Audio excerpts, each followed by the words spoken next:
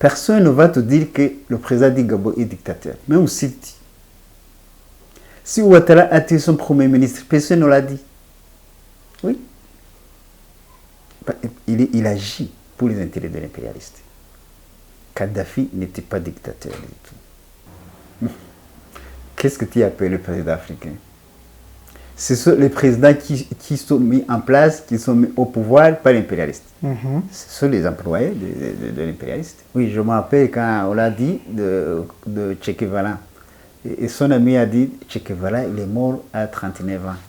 Sankara a dit, il est mort à 39 ans. Est-ce que tu penses que moi j'aurai 39 ans? C'est ça, ce qu'il disait. Il n'a pas eu de 39 ans. Oui, on l'a tué à 37 ans. Comment?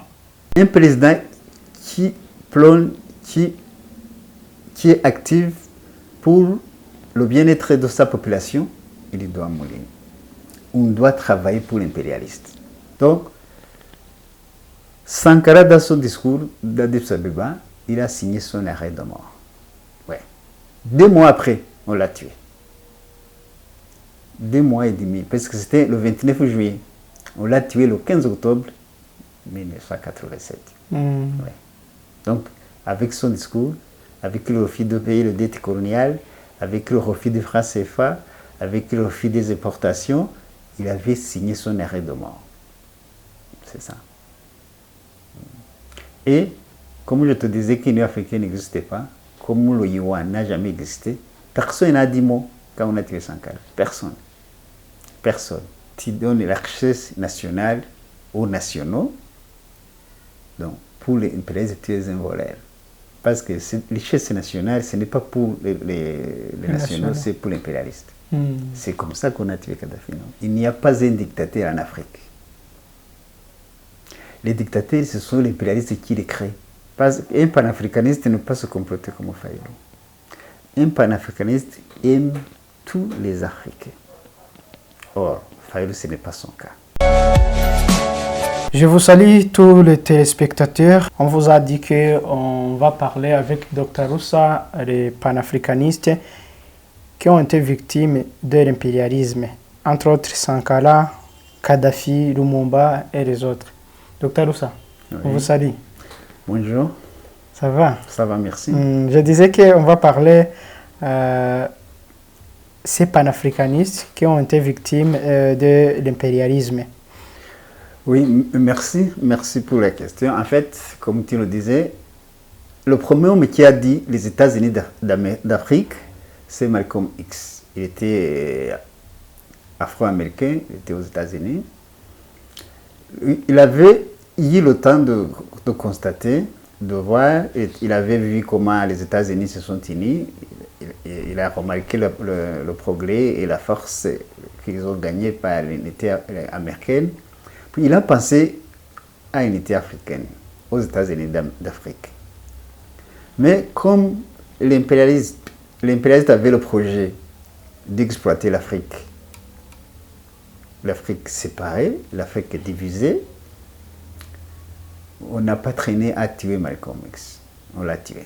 Comment? Non, on l'a fusillé. Oui. On l'a fusillé. Il était musulman, en fait. C'est une organisation musulmane. On l'a passé par une organisation musulmane et on l'a tué. C'était dans quelle année? Moi, je ne me rappelle pas très bien, mais je peux vérifier. Vous vous souvenez de cette situation?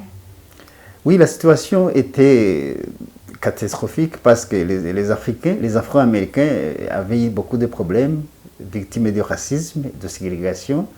Bon, en fait, c'était comme révolté. Ils voyaient qu'ils subissaient des injustices terribles. On les lynchait, on les tuait en public. Bon, beaucoup de monde, c'est très long. Ces Afro-Américains, ils ont beaucoup souffert. Donc, Malcolm X, il a été révolté par la situation. C'est pour cette raison qu'on l'a tué.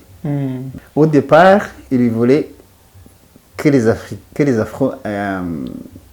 Afro-Américains aient une autonomie, une indépendance. En Amérique. Oui, où on a essayé de choisir un autre État, même en Amérique du Sud, où il y a ce qui disaient le Congo, le bassin du Congo, mais il n'avait pas eu l'idée d'unir l'Afrique comme il est aujourd'hui, comme les derniers panafricanistes sont venus après lui. Mais l'idée des États-Unis d'Afrique, c'est lui. Oui, oui. Et après lui? Après lui, il y a eu Kwame Nkrumah, le Ghanéen. Tu sais qu'il était le président du Ghana, c'est le premier pays africain qui a eu l'indépendance en 1957. Et puis l'impérialisme le poursuivi jusqu'à ce qu'on organise un coup d'État. Il était au Vietnam, on l'a chassé au pouvoir, puis il est rentré, il est allé au Ghana, c'est en Guinée équatoriale, avec Sékou Touré, et puis il est mort naturellement. Il n'a pas été tué comme les autres. Vous pouvez nous dire certaines idées qu'il avait sur l'unité africaine? Oui, c'est le slogan que tu vas voir dans mon livre là. Il a dit l'Afrique doit s'unir au péril. C'est ce que nous disons tous les jours. L'Afrique doit s'unir au péril. C'est ce que je te disais tout à l'heure. Oui. Si l'Afrique ne s'unit pas, il va péril. Il disait comment on peut arriver à cette idée? Oui, oui, oui. Il a dit ça depuis, il a dit ça même à l'Union africaine, à l'OIWA. Organisation de l'Union africaine, il a dit ça plusieurs fois. Il prêchait les États-Unis d'Afrique. Parce que lui, il voyait la survie de l'Afrique dans les États-Unis, c'est ça. C'est ce que tout le monde doit savoir. Si l'Afrique ne s'unit pas, il va disparaître. Oui. C'est s'unir au péril, c'est ce qu'il disait. Les autres présidents disaient quoi dans cette époque, si on peut dire? Non, il n'y avait pas de président africain. Il était le seul président africain. Les autres présidents, c'était les employés de l'impérialiste. Oui, oui. Il était le seul président africain. Qu'est-ce que tu appelles le président africain? Ce sont les présidents qui sont mis en place, qui sont mis au pouvoir par l'impérialiste. Ce sont les employés de l'impérialiste. Il était parmi les fondateurs de l'Organisation de l'Unité africaine. Oui, oui. Oui. Et il prenait des discours là-bas. Oui, oui, bien sûr. Comment, il a participé pour l'indépendance des autres pays. Quand son pays a eu l'indépendance en 1957, dans son discours, il a dit on n'a pas d'indépendance. Si les autres pays africains n'ont pas d'indépendance, nous n'avons pas d'indépendance. C'est ça ce qu'il disait. Dans l'Organisation de l'Unité africaine, les autres présidents disaient quoi? Quand il disait les États-Unis d'Afrique, les autres... S'unir au péril. Oui, comme vous faites Boigny, comme Senghor, tout le monde a dit non. Non, ouvertement? Oui, oui, ils ont dit non, c'est pas encore. Pas encore. Il faut y aller lentement. Oui, on a mis en 2063. Jusqu'à présent, non? Le calendrier, c'est 2063. Même jusqu'à présent, c'est ce qu'on dit. 2063. C'est-à-dire jamais. Moi, je ne crois pas. Pourquoi mettre tout... Agenda 2063. Oui, pourquoi? C'est comme l'impérialisme fait. On te vend l'espoir. On te vend l'espoir. Et quand on y arrivera... C'est comme on te promet le paradis. Quand on y arrivera oui, en 2063... On va trouver autre chose.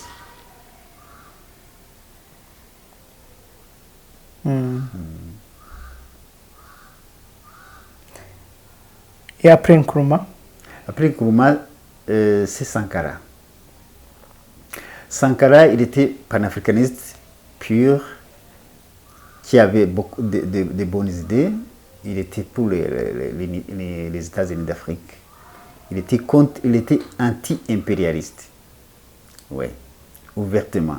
Tu te rappelles quand Mitterrand a visité Burkina Faso, j'ai assisté à la scène, il lui a dit, vous avez le sang sur les mains. Vous avez accueilli des clercs qui était en train de tuer les Noirs sud-africains. Donc, il ne fallait pas accepter que ce monsieur-là de Klerk piétine le sol français. Sinon, vous êtes des complices. Mitterrand n'a rien dit, il a demandé l'excuse, il a dit, bon, pardon, on l'a fait, c'est vrai, on a fait une erreur, mais bon. Mais c'est quel pardon, tu penses? Après, Sankara a passé combien d'années? Quelques mois seulement, on l'a tué. Oui. Il était encore jeune. Oui, 37 ans. Oui, je me rappelle quand on l'a dit de Che Guevara. Et son ami a dit, Che Guevara, il est mort à 39 ans. Sankara a dit, il est mort à 39 ans. Est-ce que tu penses que moi j'aurai 39 ans? C'est ça, ce qu'il disait. Il n'a pas eu de 39 ans. Oui, on l'a tué à 37 ans. Comment? Oui, par l'assassinat. Oui. Par les mets de l'impérialisme, les mets africaines, par Houphouët-Boigny et Blaise Compaoré. C'est ça. Mitterrand a passé par Côte d'Ivoire. Parce que Houphouët-Boigny, c'était papa de France-Afrique. Parce que je pense que je t'ai dit un jour que Houphouët-Boigny soutenait l'apartheid. Avec Mobutu. Il soutenait l'apartheid. Imaginez un Africain qui soutenait l'apartheid. On disait l'apartheid, il faut que ça reste et ça va contrecarrer le communisme. C'est ça. Comme qui dirait que le communisme, c'est un diable. Ouais. Donc, vous pouvez nous dire en détail la situation dans laquelle Sankara est mort? Sankara devait mourir. Je vais te donner le pourquoi. Pour l'impérialiste, quelqu'un qui gêne les intérêts, il doit mourir. Un président qui est actif pour le bien-être de sa population, il doit mourir. On doit travailler pour l'impérialiste. Sankara, Burkina Faso, c'est le premier pays africain. C'était le premier pays africain qui produisait le coton. Le coton était exporté vers la France. Et les habits revenaient à Burkina Faso. Sankara a arrêté ça. On fabriquait tous les habits à partir du coton burkinabé.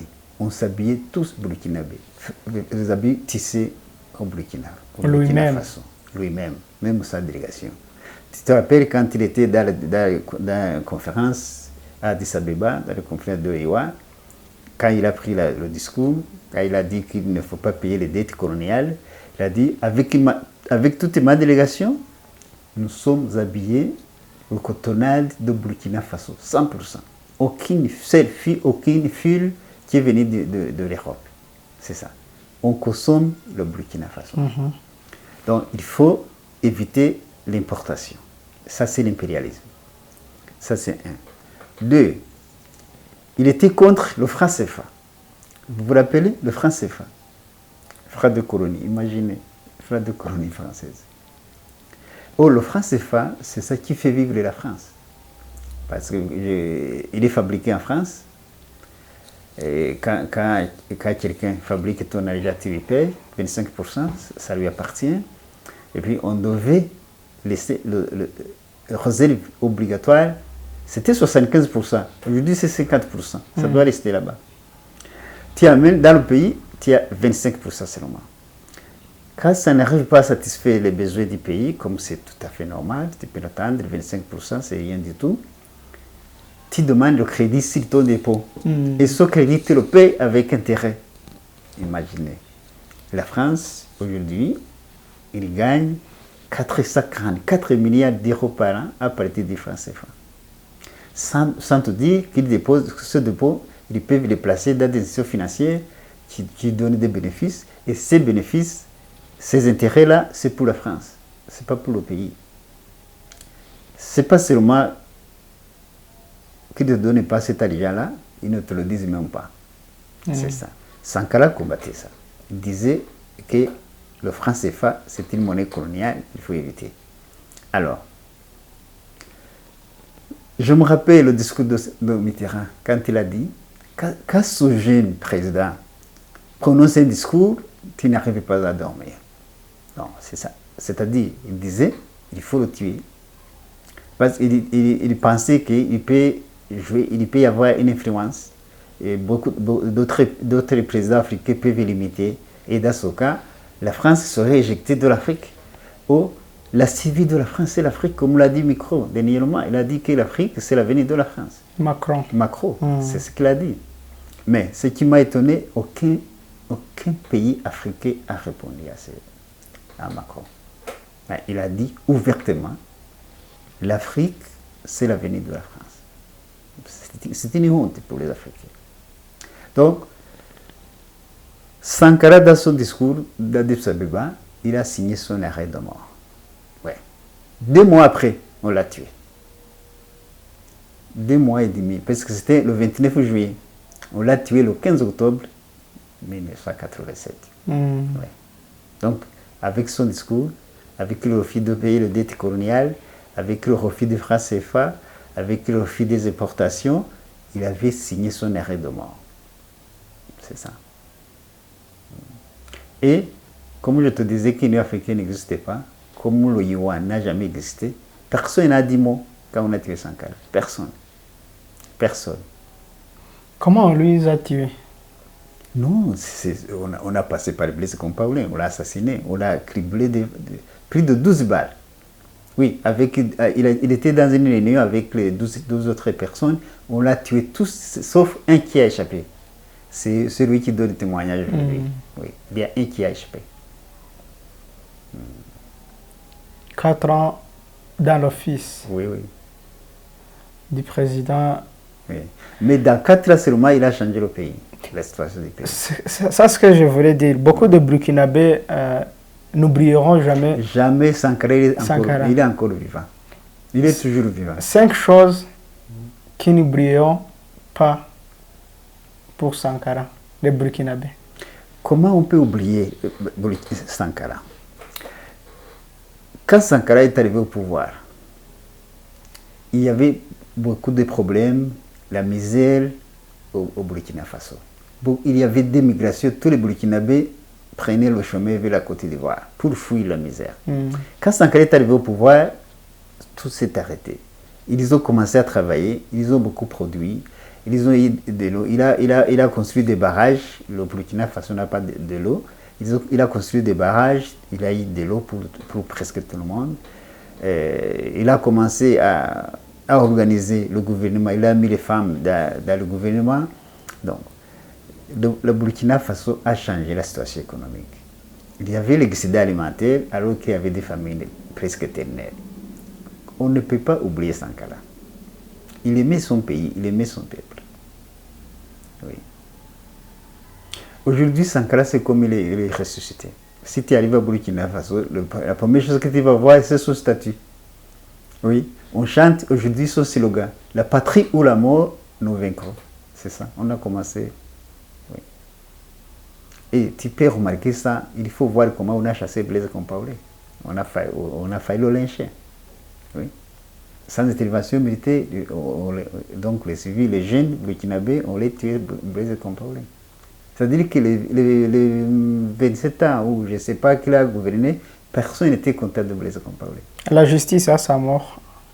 Oui, il est en cours, le projet est instruit, le dossier est instruit, mais je ne sais pas jusqu'à présent si Blaise... Est-ce que vous pensez que l'impérialiste va acquitter Compaoré? Je ne pense pas.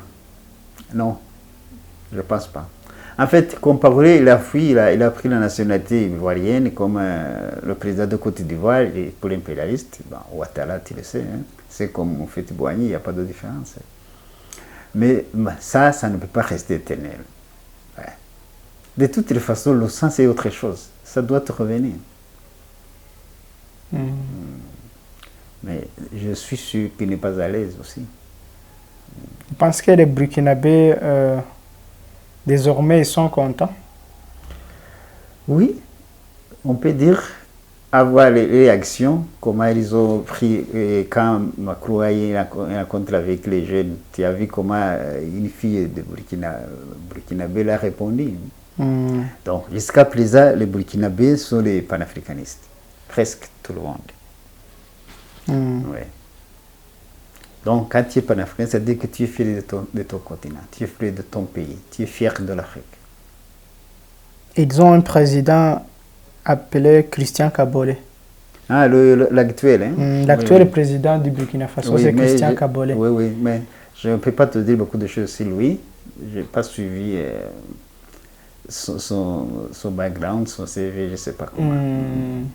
J'allais demander si il est panafricaniste aussi. Oui, je sais qu'il est pour Sankara aussi. Il est pour la justice de Sankara. Oui, oui, il collabore bien avec la veuve, avec Madame Sankara, avec la famille Sankara. Il est pour la justice de Sankara aussi. La veuve n'a pas été inclue dans la politique? Non, il était en dehors du pays, il est revenu après. Quand Blaise a quitté le pouvoir, la femme est entrée dans le pays. Il était proche de la politique burkinabé? Non, non. Même au moment où son mari était président, la femme était invisible. Elle était invisible. Dans la famille de Sankara, ses petits-enfants, ils n'ont pas politicien. Non, pas du tout. Ils n'ont pas suivi le chemin de leur parents. Non, non, pas du tout. Oui, oui. Après Sankara? Après Sankara... D'autres panafricanistes? Oui, il y a Kadhafi. Oui, il y a Kadhafi qu'on a tué. Kadhafi était panafricaniste. Il aimait l'Afrique, il aimait les Libyens. Quand Kadhafi a pris le pouvoir, toute la richesse de la Libye était à l'Occident. C'était pour l'Angleterre, pour les États-Unis et pour l'Italie. Tout le pétrole. Quand il a fait le coup d'État, il a pris le pouvoir, il a nationalisé le pétrole pour les Libyens. Quand Kadhafi était président en Libye, il fallait voir, la Libye était le paradis. Hein. Il n'y avait pas de pauvres en Libye. Aucun pauvre en Libye. Oui. Même les chômeurs touchaient 5 000 $ par mois. Donc, Kadhafi avait transformé la Libye en paradis. Imaginez, c'est un pays désertique, mais Kadhafi est parvenu à donner de l'eau pour tout le Libye, dans le désert. Ça a coûté énormément cher parce qu'il fallait creuser, aller sur une nappe phréatique. Comment creuser le pétrole? Il a monté de l'eau à la surface. Il a donné de l'eau à tout le monde. Aucun Libyen ne payait de l'eau ni d'électricité. Aucun Libyen ne payait les frais scolaires. Aucun Libyen ne payait les frais médicaux. Tout était gratuit. Ça, c'est un péché capital pour les impérialistes. Ouais. Donc, tu donnes la richesse nationale aux nationaux. Donc, pour les impérialistes, tu es un voleur. Parce que cette richesse nationale, ce n'est pas pour les nationaux, c'est pour l'impérialiste. C'est comme ça qu'on a tué Kadhafi, non? C'est pour cette raison qu'on a tué Kadhafi. Aujourd'hui, la Libye, c'est quoi? C'est la Somalie, aujourd'hui. Les gens ne disent pas les mêmes choses sur la mort de Kadhafi. Pourquoi? Il n'y a pas de secret. Certains disent que il était le dictateur, 42 ans au pouvoir. Il ne respectait pas la démocratie. Ça m'étonne parce que j'ai entendu parler aussi des Africains qui le disent. Ce ne sont pas les Africains. Il n'y a pas un dictateur en Afrique. Les dictateurs, ce sont les impérialistes qui les créent. Si le dictateur fait la propagande, il disait que tu es dictateur, 42 ans au pouvoir, où est le problème? Où est le problème 42 ans au pouvoir? Le Queen Elizabeth, il a combien d'années au pouvoir? Il a combien d'années au pouvoir? Plus de 60 ans. Où est le problème? Est-ce que rester au pouvoir, si les citoyens, si les gens, si les paysans, si les enfants étudient, si tout le monde mange à sa faim, si tout le monde se soigne, si tout le monde gagne sa vie convenablement. Où est le problème? Mais parce que l'impérialiste, il est gêné, l'impérialiste, c'est trop. Il est dictateur. C'est ça, non? Aucun Africain soit dictateur. Quand l'impérialiste, quand tu sers un impérialiste, tu es toujours légal, tu es toujours démocrate, tu n'es pas dictateur du tout. Personne ne va te dire que le président du Gabon est dictateur. Même si Ouattara a tué son premier ministre, personne ne l'a dit. Oui. Il agit pour les intérêts de l'impérialiste. Kadhafi n'était pas dictateur du tout. Même, on a inventé, on est allé en Afghanistan, on a amené des Afghans, on les a largués en Éthiopie, on les a dit de combattre contre Kadhafi. Pour dire que, parce que tous les Arabes sont ensemble, pour dire que les Libyens ne veulent plus Kadhafi. C'est ça? Ce n'était pas les Libyens du tout. Il y avait quelques poignées qu'on avait corrompus pour prendre la tête de ces rebelles, mais ce n'était pas les Libyens.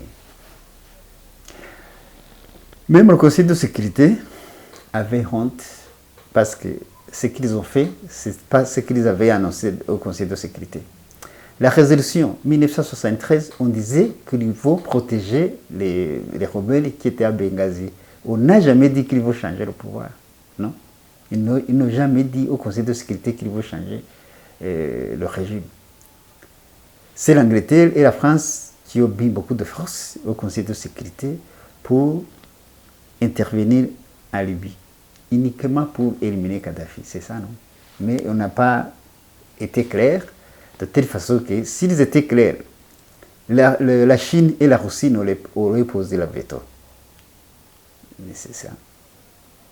Kadhafi était un obstacle pour que la Libye soit exploitée par l'impérialiste, c'est tout. Et comment il est mort? Non, Kadhafi, il fuyait. Il était dans son véhicule. Son véhicule était codé, on ne peut pas le détecter. Mais je ne sais pas comment son code est là, c'est sur ces bras qui ont mis le code. Il décode très facilement. On l'a décodé et puis on l'a découvert. On l'a tué, comme on a tué son fils.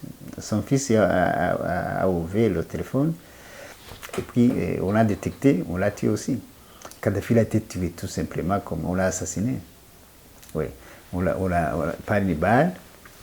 Oui. Et puis on a mis ça dans l'ambulance vers l'hôpital, on l'a achevé. On l'a achevé au cours de route. Personne ne peut dire qu'il l'a vu après. C'est lui qui a tué Kadhafi est connu? Non, parmi ces combattants, il y avait des Français. Hein. Oui. Peut-être le connaître, mais est-ce qu'on a besoin de le connaître? Non. Ce n'est pas un criminel. Il était en mission. Le criminel, ce n'est pas celui qui a tué.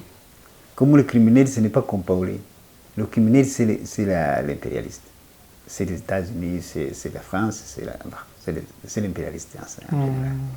Et quelle est la situation actuelle en Libye après Kadhafi? C'est catastrophique. La Libye, il a dégradé. Il est délabré, de ne pas le connaître. Aujourd'hui, c'est la misère qui s'installe. Ce n'est pas la Libye de Kadhafi, où l'essence coûtait 0,008 francs équivalent français, et le franc rwandais. Et maintenant? Mais il n'y a même plus de véhicules. Je me rappelle quand le gouvernement actuel de Libye disait il y avait un problème de parking ici, on va résoudre ce problème. On va vous aider, vous n'aurez plus de problème de parking. Ça, on l'a résolu ce problème. Il n'y a plus de véhicules. Il y a des parkings maintenant. Tout le monde peut parquer, même sans véhicule. Oui. Est-ce qu'on peut dire que la Libye va être encore un pays, comme nous le savons, sous le pouvoir de Kadhafi? Bon, je ne pense pas. Il est difficile de le dire parce qu'on détruit un pays en Afrique. Tant que l'Afrique ne sera pas l'Afrique fédérale, il est difficile de prévenir. Il est difficile de prédire que la Libye peut se reconstituer. C'est difficile. Parce que ce n'est pas seulement la Libye. Il y a combien d'années l'Éthiopie est dans la situation, plutôt la Somalie est dans la situation pareille? Il y a combien d'années? Plus de 30 ans. C'est ça.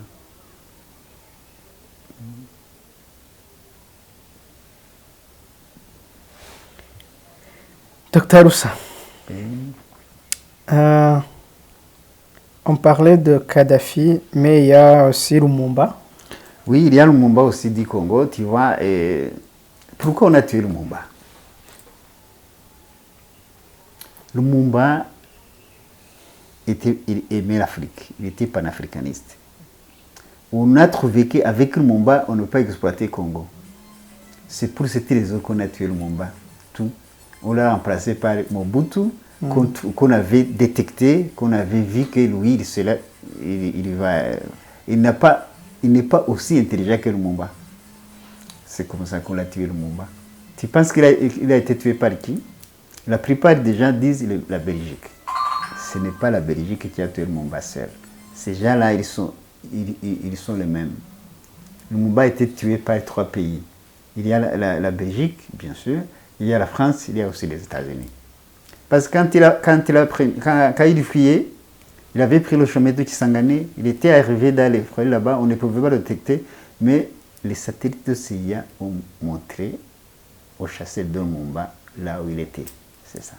On l'a pris, on l'a tué, et puis on l'a détruit avec l'acide sulfurique, on n'a pas vu son corps. Mais ce qui est étonnant, c'est qu'un médecin a écrit acte de décès, il a dit qu'il a été tué par la population congolaise. Donc, il n'a pas honte de mentir. Qu'est-ce que Lumumba a fait pour les Congolais, comme un panafricaniste? Il n'a pas eu le temps. C'était juste au début. C'est ça, bon, c'est ce projet. On a tué ces projets. Oui, il disait que l'indépendance du Congo, ce n'est pas une indépendance pour le Congo. C'est une indépendance pour toute l'Afrique. C'est ça. Oui. Vous vous souvenez du discours de Lumumba? Non, mais j'en ai quelque part ce discours. C'était de très beaux discours. Oui.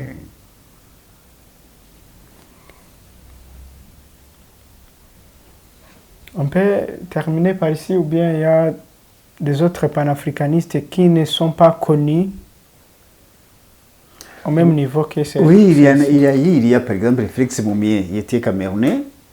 C'est De Gaulle qui l'a tué, on l'a empoisonné en Suisse. Hein. Parce que le Cameroun aussi, tu vois, le Cameroun c'est un pays aussi qui a lutté pour l'indépendance. De telle façon qu'on a tué plus de 500 000. On a même bombardé avec les napalm, bombes au napalm, on a tué même les gens. Il y a aussi Sylvanus Olympio. Le problème, il avait supprimé le franc CFA. Il avait émis le monnaie locale. On l'a tué une année après, en 1963. Donc, il y en a beaucoup. On a tué beaucoup. On a tué beaucoup. Certaines personnes disent que Robert Mugabe était aussi panafricaniste. Oui, il était panafricaniste, tout le monde le sait. Comment? Oui. Robert Mugabe, c'est lui qui a pu avoir l'indépendance, même si c'est théorique. Il a passé 10 ans en prison. Donc, parce que le fait qu'un panafricaniste n'a pas besoin de faire un effort pour le savoir. Il faut voir quelqu'un que les Blancs n'aiment pas. Dis-toi qu'il est panafricaniste. Mugabe a été en prison pendant 10 ans. Il a perdu un enfant. On l'a empêché d'aller assister à son enterrement. Oui. Et puis quand il était président, on a dit qu'il a chassé les Anglais. C'est faux. Ça, c'est un dossier monté. Ça, j'ai suivi ce dossier. Tu vois, il y avait 4000. Il y avait 4000 Anglais au Zimbabwe. Mais ils avaient presque 70% des terres. Ils ne peuvent pas exploiter toutes les superficies. Mugabe il a dit, la terre que vous n'exploitez pas, laissez ça aux citoyens. Zimbabwe. Aux Zimbabwéens. ils ont refusé. Il l'a dit plusieurs fois. Après, pour la troisième fois, il a dit, si vous refusez de les donner aux Zimbabwéens, il faut eux-mêmes attraper ça. Par force. Par force. Après ce discours, le lendemain matin, les Zimbabwéens étaient dans l'exploitation des Blancs. Ouais. Je regrette d'avoir dit Dieu merci, mais que son âme repose en paix. Et on peut dire que Julius Malema est panafricaniste. Oui, oui, ça, tout le monde le sait. Oui.